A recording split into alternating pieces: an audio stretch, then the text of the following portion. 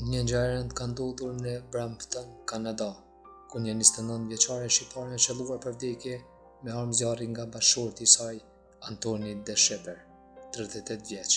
Sipas raportimeve të mediave, burri i Savannah Kulles, nën e 4 fëmijëve, e ka qelluar atë në një parking, duke e lënë të vdekur në vend.